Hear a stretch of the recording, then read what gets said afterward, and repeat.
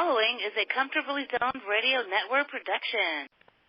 Thank you, Tally Olson. We are back talking ball in the zone.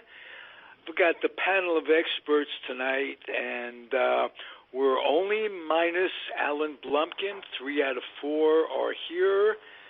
Hal Bock is here. Hello, Hal. Hi, everybody. How are you, Hal? I'm good. Good. And David Hubler, my friend from Maryland.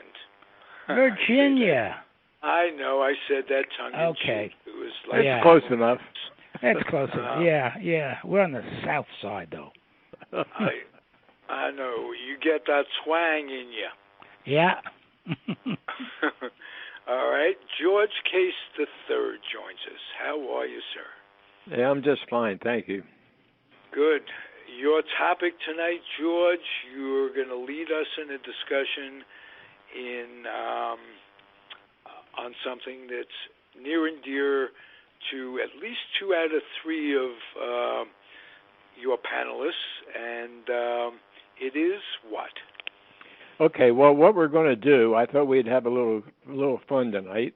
I'm going to talk about the 69 Miracle Mets. And since we have Ralph and Hal, who are great Mets fans, I thought you guys could chime in with your thoughts on the 69 Mets because we are celebrating the 50th anniversary. And then maybe David Hubler and I can talk a little bit comparing the expansion Washington Senators to the New York Mets. They both came in about the same time. Washington came in 61. The Mets came in 62. And the closest that the Senators got was in 69. But in 69, the Mets won the whole thing. So they came up with a moniker, Miracle Mets. So let's talk about it. And Ralph, why don't you, since you are the biggest devotee of the Mets, why don't you start it off with your recollections of that 69 team? Well, first let me say that I was by then out of the Air Force and decided to put my roots up in California. So I was far removed from the bustling crowd, as they say. But my memory is watching the 69 World Series. Well, first of all, the Quail game. That comes to mind with Seaver. Hal Bock might. Jimmy Qualls. Qualls. Right. Hal Bock must have recollections of that. Oh, I do. Please share.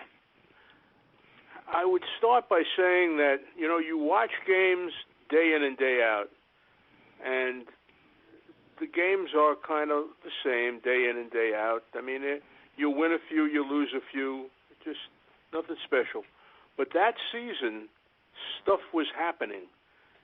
The games took on a kind of a magical element to them. They would win games in such dramatic fashion, and you started to say to yourself, wow, something's going on here. Something special's happening here. Now, at the center of all of that was this pitcher named Tom Seaver. They called him the franchise, Tom Terrific.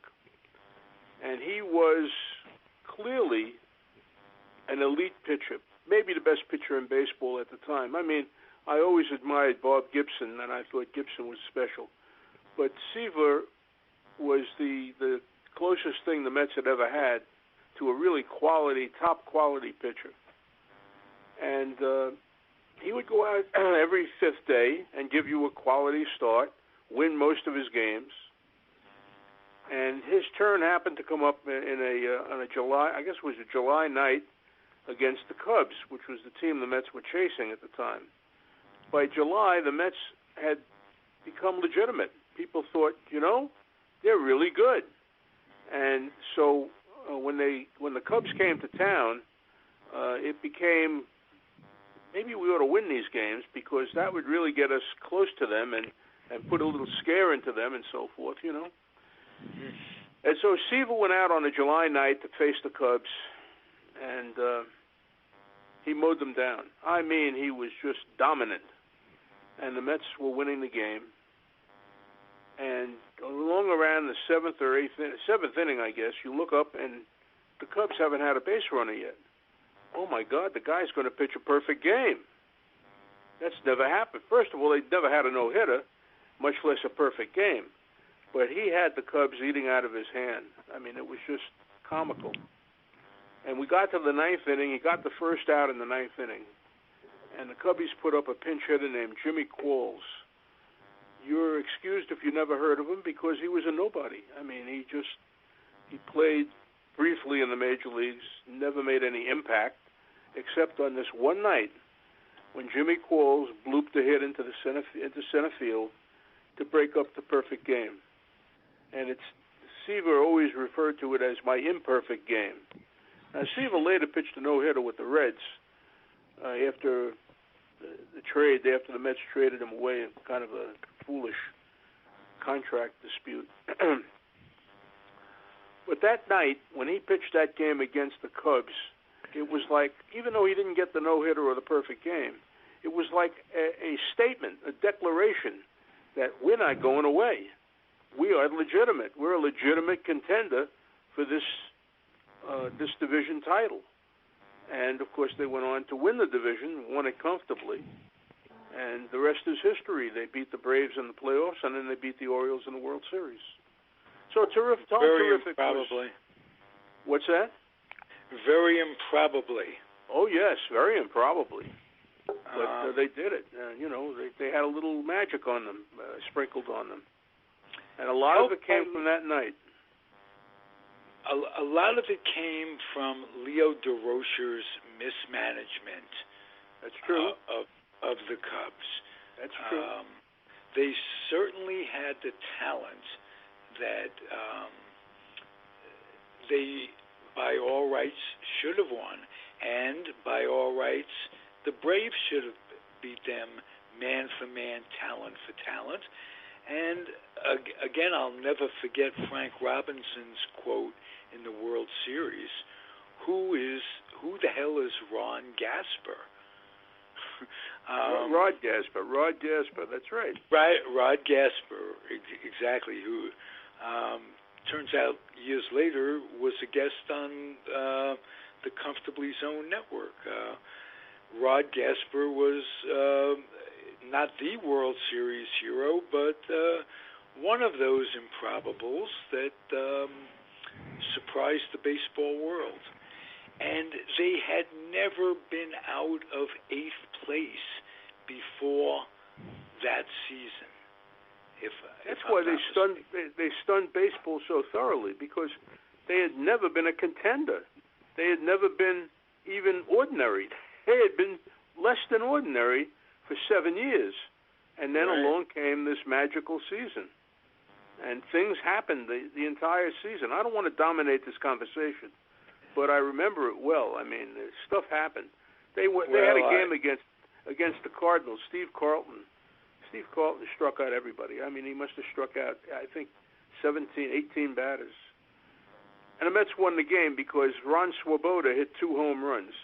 Now, that was the most unlikely circumstance you could imagine. Swoboda and Carlton, you can't mention them in the same breath because Carlton's in the Hall of Fame, and Swoboda was an interesting guy who played for the Mets.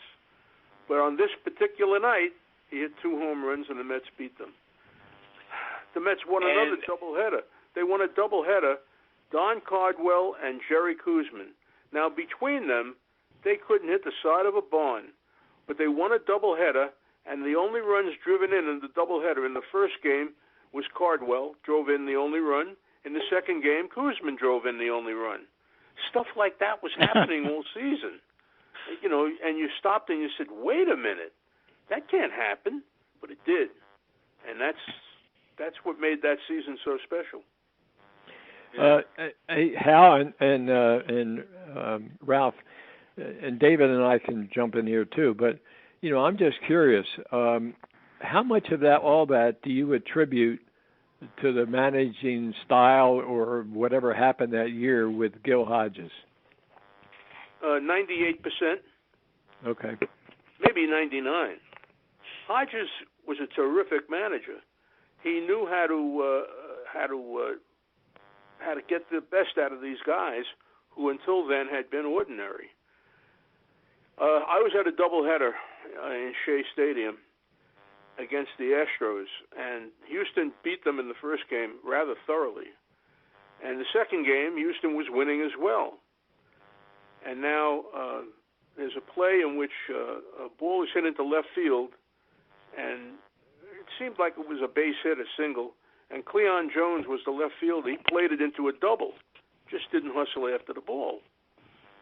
And here comes Gil Hodges out of the Met dugout.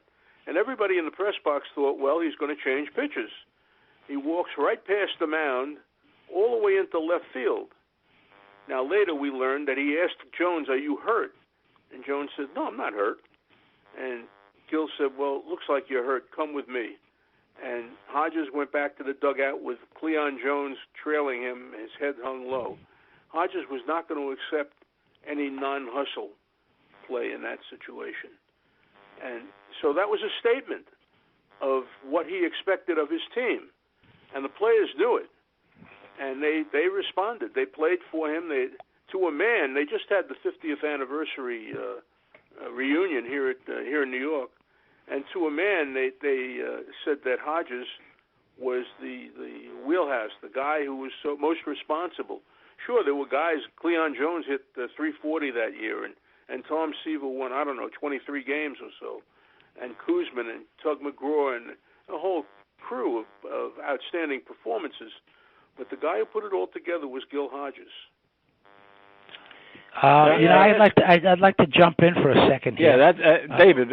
Go ahead, please, because I'm going to make a couple comments too. Okay. But go ahead, talk about But it. I want to preface this by saying I was overseas in '69, so I didn't catch much baseball. But my good friend and author Stan Cohn did a book called A Magic Summer, the '69 Mets. And in the prologue, he sort of sums the whole thing up. And I'd just like to read it because it's just what we've been talking about. He says, the arithmetic says it all. In 1969, the New York Mets won their division championship by 8 games. They won the National League pennant by 3 straight, and the World Series 4 in a row after losing the opener. But the numbers alone do not tell a story. The measure of that season must be taken against the context of the past. In their first 7 seasons, the Mets finished last 5 times and next to last twice. During that time, they trailed the division leader by an average of more than 41 games a season. In 1968, they lost 16 more games than they won and finished 24 games out of first place. In the spring of 1969, the Las Vegas odds were 100-1 against the Mets winning the National League pennant. So you can see, a few stats goes a long way to show just how far they had to come from April to October. Well, you know what, David, you're touching on something I was going to touch on, and then let Ralph and Hal talk about it. But yeah, my recollection of the '69 Mets, obviously the great season and the miracle Mets, but I brought up Gil Hodges because, as David knows, Gil Hodges took over from Mickey Vernon with the expansion Senators. And, Washington, they were respectable after, a couple of years, but they were far cry from what happened with the Mets. And I looked back at the schedules, and I was stunned that first year with the Mets, 1962, their record was 40 wins and 120 losses. The first year of the Senators in '61 was the Senators were 61 and 100. So the first year of the Mets was actually poorer than the first year of the expansion Senators, and Gil Hodges was involved in the Senators, and they tried to do whatever they could do. Then Gil was named the manager of the Mets, and the rest is history. But just the comparison, the Mets came from so far down it's incredible, what they did. And that's why I asked, Hal, and I'm glad you jumped in about, your impressions of Hodges, because he was really a miracle worker with that team. He was, yes, absolutely. Because in '62, the Mets started out with one arm tied behind them because the roster had been filled by players that were cast off from the other National League teams. Right. So they had a couple of great names on the roster. I mean, Robin Roberts was one of them, and I'm trying to think of who else was on that '62 team.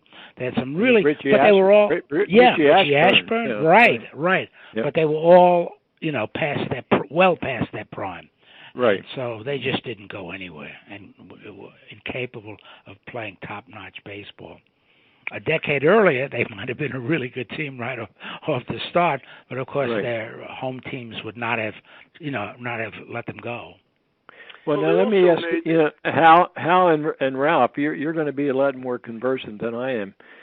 How did the Mets draft and bring up a lot of young guys who all of a sudden had that magical season, or what? I mean, the pitching staff. When you look at what Hodges, what they did when the expansion franchise was awarded to New York, right. The Mets decided that the best way to go about it was to bring in familiar faces, old friends. So they drafted players like Duke Snider, Charlie Neal, Gil Hodges.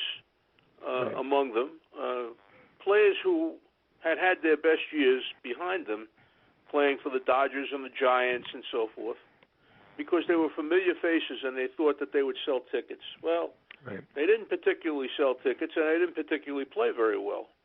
One of my favorite quotes, Warren Spahn, who to me is the quintessential player after fighting at the Battle of the Bulge, came back and won 363 games, more than any left-handed pitcher in the history of our game.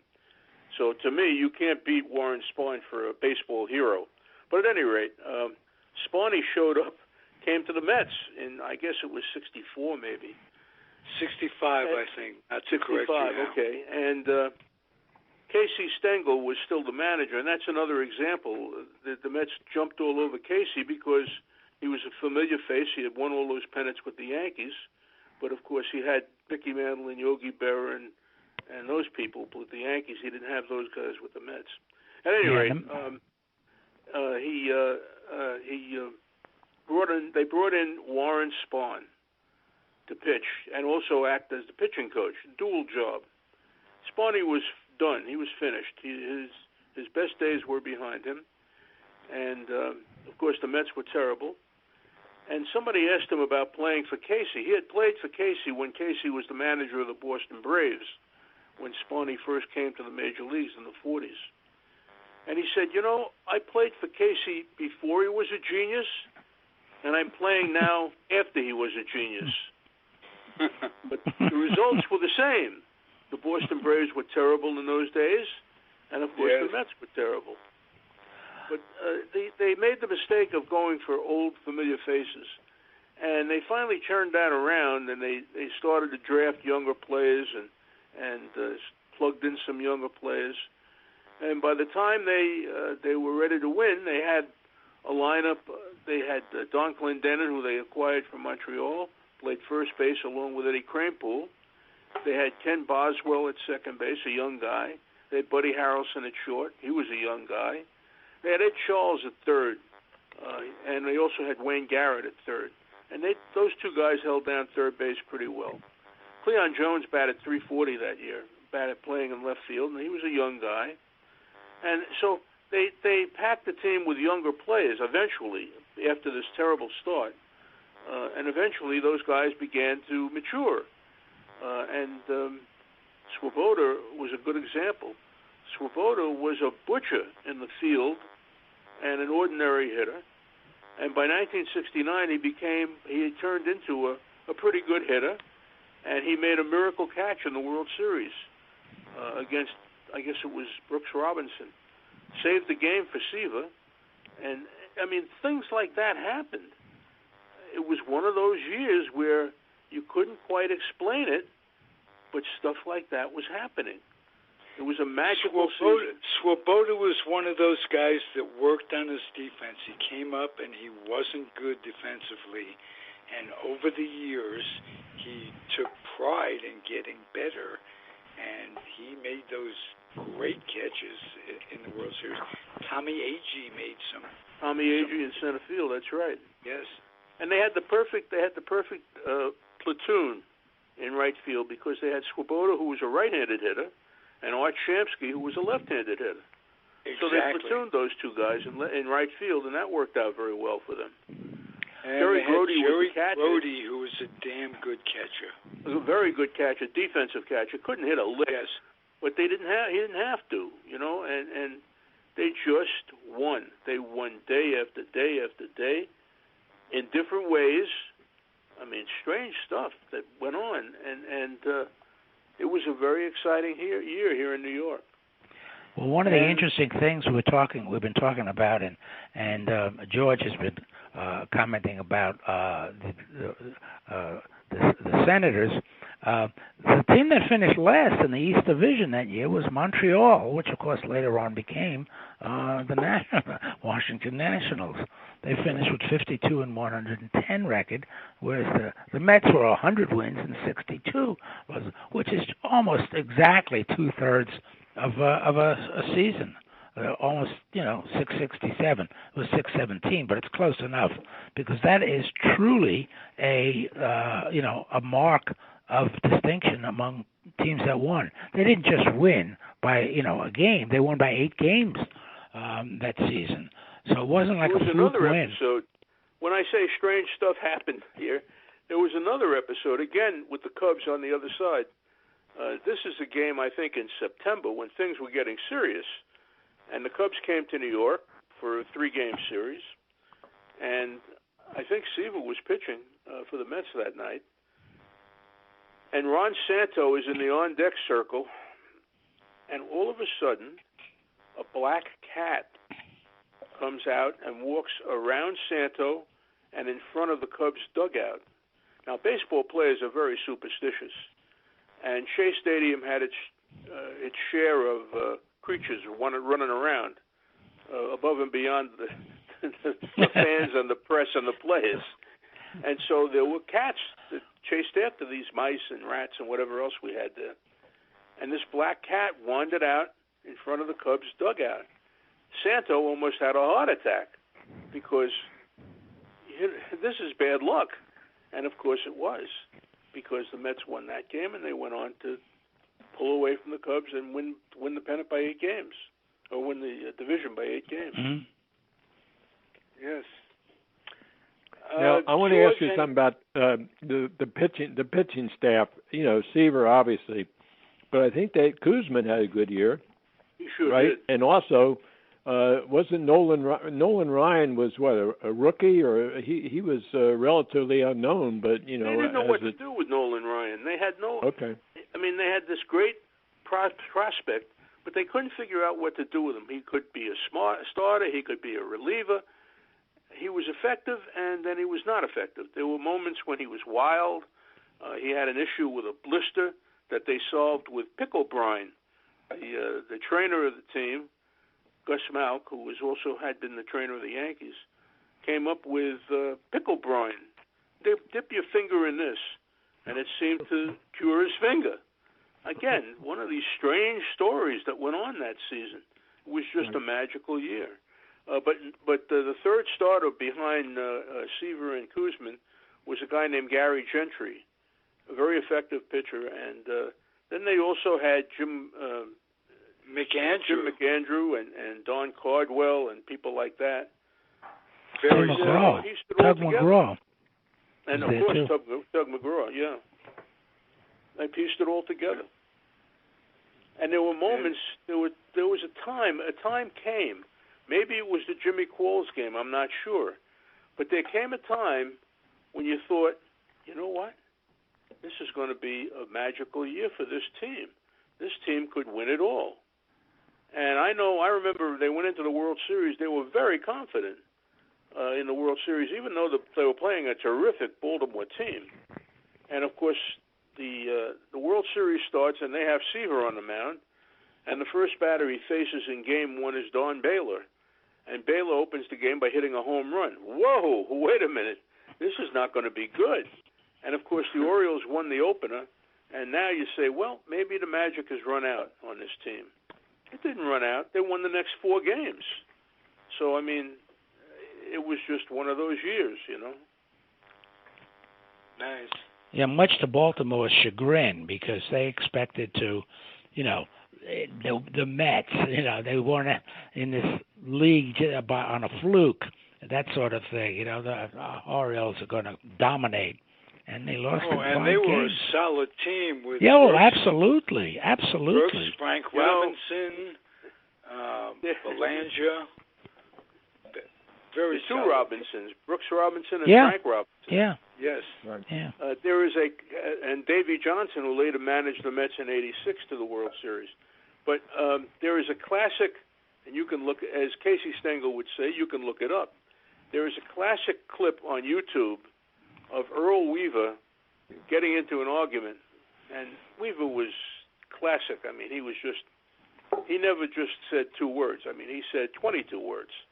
And he gets into an argument with Bill Haller, who was an old coach, an old umpire, and they go at it pretty good. And every time Weaver starts to walk away, he turns around and resumes the argument. It's a classic piece, and they have audio on it. And Weaver yells at Haller at one point. He says to him, "I'm going into the Hall of Fame." And Haller looks at him and says, "What for? Screwing up the World Series?" Classic. Well, he didn't say screw, but you can understand. Yeah. The language of the field. But anyway, I don't think Weaver ever figured out how that happened. You know, I mean, they were not supposed to win. The Mets were not supposed to win that World Series, but they did. I remember the video of Haller, his arms crossed, just looking exactly. down at Looking down at him like he's an idiot. Like, what are you, exactly. Randy? One of the all-time greats. And you guys talked about rule changes, prospective rule changes. That's what baseball would miss, the interaction between human beings. And, you mean if they brought in right. brought in electronic umpires and things? Yeah. That's a good point. That's a very good point. You know, you can't kick dirt on a machine. Well, you could, but the machine wouldn't care one way or the other. Right, exactly. Right, Hal. George, you and David were going to talk about the Washington Senators, if you would. Well, you know, I just, you know, I've got an obvious connection, but you know, David was down there, and you know, Washington has always struggled, and you know, when people were looking at the expansion team, they said, "Oh my God, it's a terrible team," and it was initially. And then I think the only winning season they had when they brought in Ted Williams, and that just happened to be 1969 as well. But, you know, the expansion Senators, you know, they struggled, and, you know, you talked about some of the older players with the Mets. Well, believe it or not, you know, one of the players for Washington who then was traded to the Mets was Gene Woodling. Woodling played with the Yankees, but Gene Woodling and my dad were roommates as well as teammates with Cleveland in 1946. Oh. So here it is in 1969, you know, the 1960s, and Woodling is still playing Major League Baseball, and he's an aging veteran. You know, and the Mets in those years had those aging veterans, and I think Hal, you mentioned a quote about Stengel. He also had that quote, I think. Can anybody here play this game? Yeah, right. And, you know, because there were so many questions. I think it was, you know, Throneberry or somebody. I mean, he hit a triple, and they called him out for missing second base, and the umpire said, you know, to Stengel, well, he missed first base too. So, That's right. Yeah. Might have been the only triple he hit. They were comical. They really were. You know, the thing about 1966... It made 69 such a miracle. Because Yeah. this was a comical franchise. This was a franchise people made fun of. Right. But it also adhered not until '69.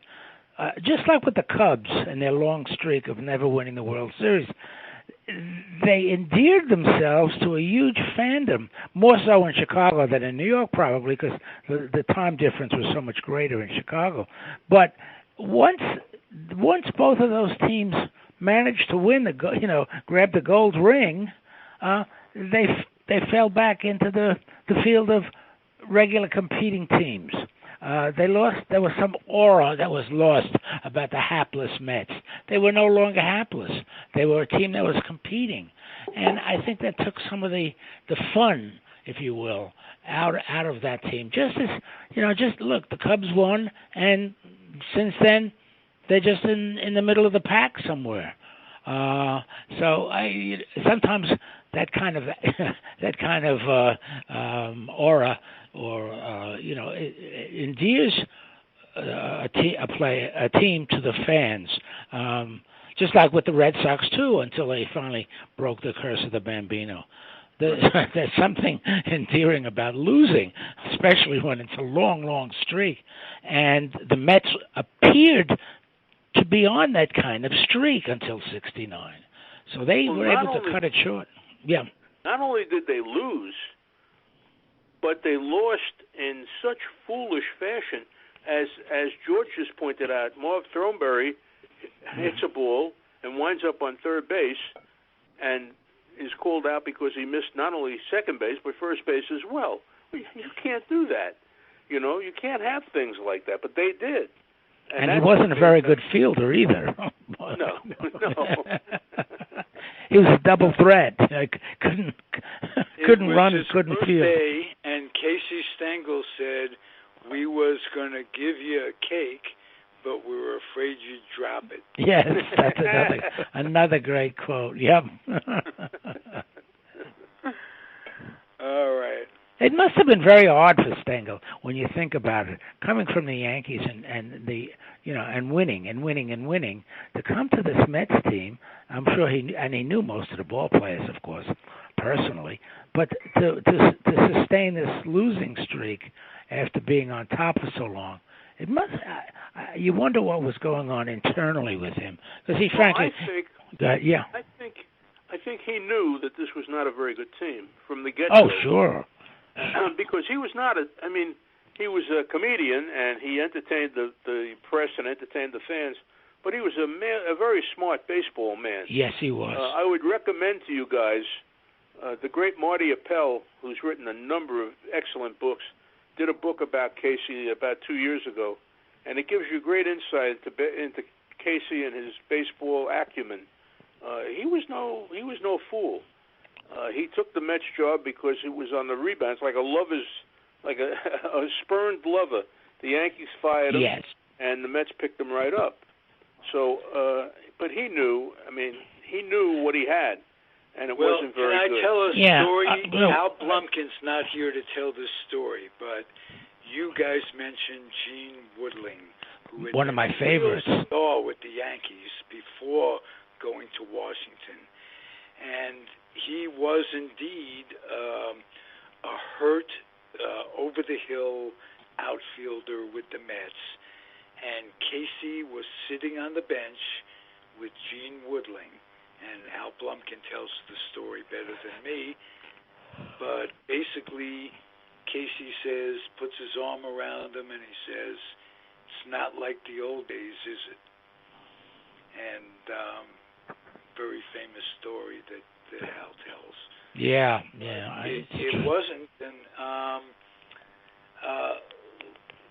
like but Hal says, the Mets were loaded with over-the-hill veterans in those days, or guys who Felix Mantilla was a terrific utility infielder, couldn't play every day. Elio Chacon, same way. There's another famous story about they had Frank Thomas. Frank Thomas had 34 home runs that first year, and he was playing left field, and Chacon was playing shortstop. And there's a pop fly, and Chacon is going back for it, and he's yelling in Spanish, I'll take it. It's my ball. Take it. I'll take it. Frank Thomas doesn't speak Spanish. No tango, no tango. Lied. And stuff like that happened all the time.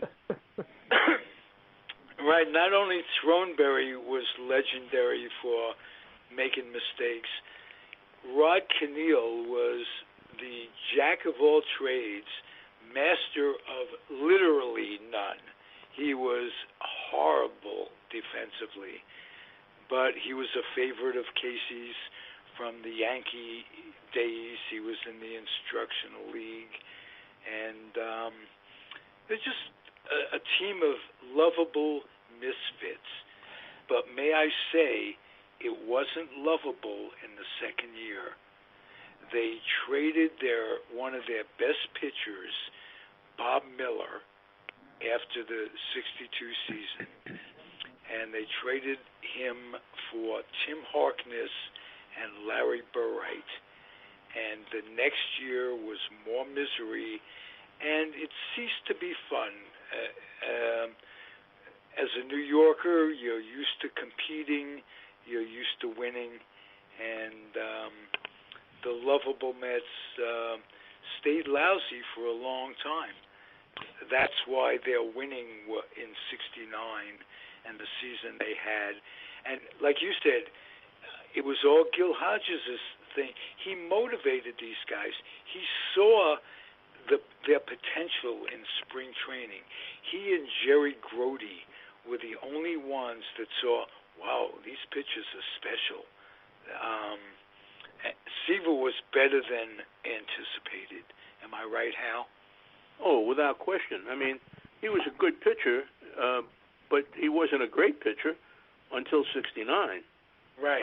And he really evolved. And he to this day, although he's in bad shape these days, but he swears by what Hodges did for that team.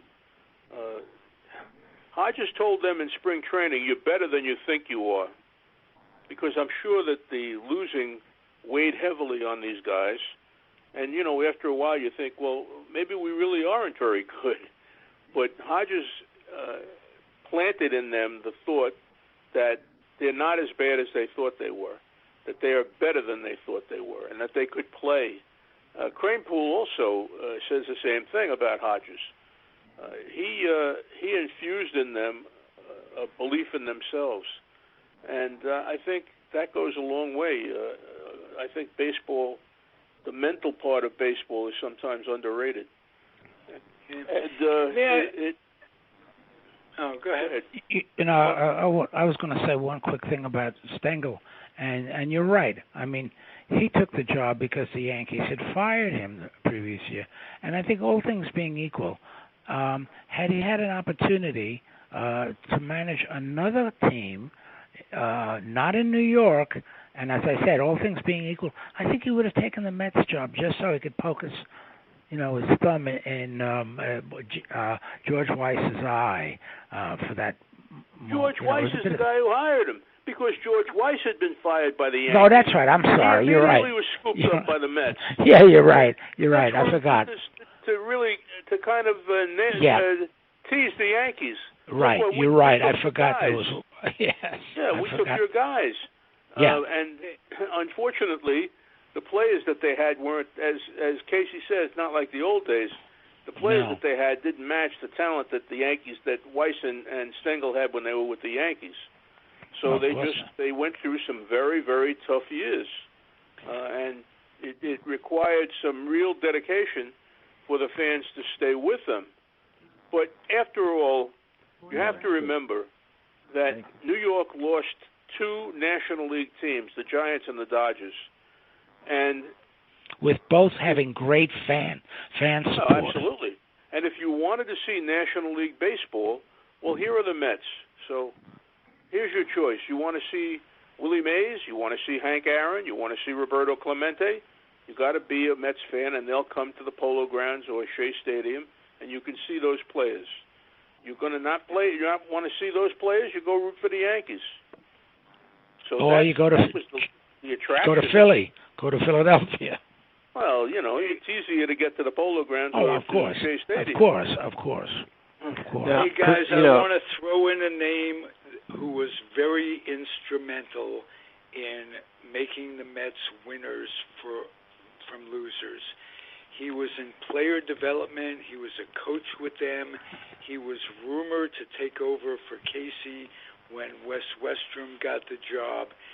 He went on to a Hall of Fame career as a manager with the Angels. Whitey Herzog. That's right. You're 100% right. And he was responsible for assembling a lot of those young players who put it all together in 1969, because he ran that farm system. He was an integral part of the farm system. And so you're 100% right about Whitey. Yeah, got to give him some credit, and he's still with us, bless his soul. And I hope he listens. Mark Littell, his buddy, does shows with us and has turned Whitey on to some of our podcasts. So hope you're listening, my friend. It would never have been done without his building that farm system. That's right. You're right. Okay. I want to ask you guys something, and not being a New Yorker, I didn't follow it, but how did the Mets draw? Obviously there was a tremendous amount of interest in the ball club because of '69, but were they drawn because as Hal, you said, they were a National League team, with all these National League fans with the Giants and the Dodgers? Did they automatically, did they become Mets fans? Yes. The short answer to your question is yes. You couldn't root for the Yankees if you were a Met. If you were a Giant or Dodger fan, they left. Somebody said to me today, rooting for the Yankees was like, Red Smith wrote this, rooting for the Yankees was like rooting for General Motors or for United Steel, They were IBM. Corporate. They were buttoned down and corporate. The Mets were fun. And so the Met fans did not desert them during those lean years. Plus, the Mets had the advantage of playing in a new ballpark, a spanking new ballpark called Shea Stadium. Right. After the first 2 years. The first 2 years in the Polo Grounds were dreadful. But they drew in Shea Stadium. They had their fair share of the fans. And the fans became attracted to them, sometimes for the comedy, sometimes for sympathy. How can you not feel sorry for a guy who misses first base and second base on a trip? Right. You got to feel sorry for him, don't you? Interject. I was at that doubleheader. It was with the Cubs, and it was in June. I think it was June 23rd, if I'm not mistaken. And one of the games, Marv missed first and second, and in the other game, strapping 150-pound outfielder named Lou Brock with the Cubs hit a ball into the bleachers in center field. He was like one of only 4 or 5 maybe guys to have done that in all the years of the Polo Grounds.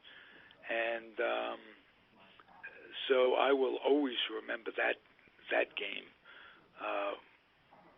We had a guy, a writer at the AP in sports, named Jim Becker. Becker was a former foreign correspondent. He covered wars, right? And he had a nervous breakdown. And they decided the right place to put him would be the sports department. So he stayed in a mental institution, I think, overnights, and in the daytime he would come to the AP and work in our sports department. Terrific guy, funniest man I ever met. I mean, he just had a wonderful sense of humor. But he had this breakdown, and they were trying to get him back on the beam. So he's working in the sports department, and we become aware of the hijinks of Marv Throneberry. So they decided to send Becker out to to the Polo Grounds, I guess, to cover Marv Throneberry. And Becker was fascinated by the hijinks, things that were going on around Throneberry, a pop foul that he would drop, and a throw that he would drop, and a this and a that and the other thing. And Becca came back to the office and wrote a story about Marv Throneberry, and he called him Marvelous Marv. And that was a nickname that stuck with Marv Throneberry throughout the remainder of his career. So that's how he got that nickname from Jim Becca, Marvelous Marv Throneberry. Wow. And it was not a compliment. It's funny. That's a great story, Hal, because I've heard the nickname for Throneberry, but I never knew where the origin of it. So neither did I. Right. Hey, I want to ask you guys something else, and this maybe had to do with the '69 season. I don't know. I saw on Facebook, YouTube, I guess it was a couple months ago, there was Ed Sullivan's show, and the Mets were on it singing "You Gotta Have Heart." And that's right. I love that. I don't know whether you guys saw it. I don't know whether it was '69 or whether it was a result of what happened. It's on Sullivan. After they won the championship, the entire team is on in the suits, and they go around from player to player. They're all together, and they hone it, and they're all singing, "You Gotta Have Heart." Right. And from Duffy Dyer to Garrett, that was terrific. Go on YouTube and Google that, folks. Yeah, well, that's where I saw it, Ralph, and that's why I was curious if that was after the championship year or Yes. what they did, or right. whether... It was right after when they won. They were on Sullivan that night. Okay. Yeah, right after the World Series. Right. Okay. Yeah. Because I just thought it was wonderful. I really enjoy some of the YouTubes and some of the things going back, and I want to ask you one other thing. I saw on YouTube a Vitalis commercial. I've never seen it before. Maybe it was only in New York. It was in the Mets locker room. It was with Hodges and Seaver and Kuzman and Ryan about, they were talking about having grease in the hair because I guess the umpires were cracking down on grease balls.